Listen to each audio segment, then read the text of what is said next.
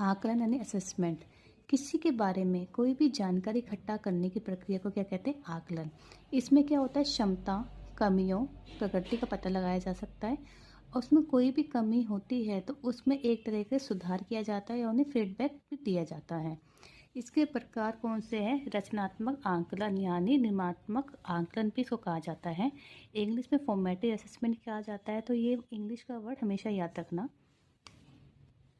जो होता है पढ़ाने के दौरान किया गया आकलन रचनात्मक आकलन कहलाता है।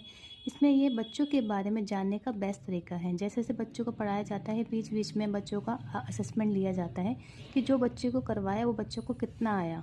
अगर कुछ प्रॉब्लम है तो उसका निदान उसी वक्त कर दिया जाए।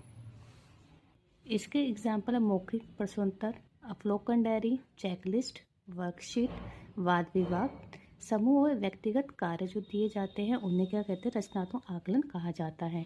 आपके पास कोई भी ऑप्शन आ जाए कि अवलोकन डायरी किसके अंदर आता है या चेकलिस्ट किसके अंदर आती है तो ये रचनात्मक आकलन के अंदर आता है। और इसके को अधिगम के लिए आकलन भी कहा जाता है कि क्वेश्चन आ जाएगा अधिगम के लिए आकलन किसके अंदर आता है? अधिगम के लिए आकलन रचनात्मक आकलन के अंदर आता है। इसमें ही बच्चों की जो कमियां होती हैं उसका निदान किया जाता है यानी उसको दूर किया जाता है।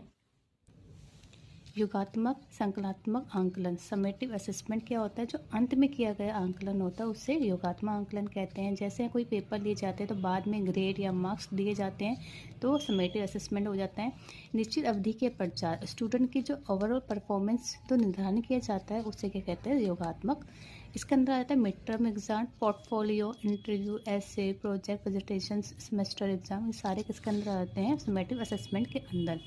क्वेश्चन आता है कि अधिगम का आकलन ये किसके अंदर आता है? ये आता है समेटिव असेसमेंट के अंदर। आपके 2 से 3 क्वेश्चन इंपॉर्टेंट होते हैं। इस टॉपिक से 2 से 3 क्वेश्चन हमेशा हर सब्जेक्ट पूछे जाते हैं, वो एनटीटी का हो या डीएसएसबी का कोई भी एग्ज़ाम हो या आपका प्राइमरी का हो या सीटेट का हो, तो ये टॉपिक आप पढ़ लें।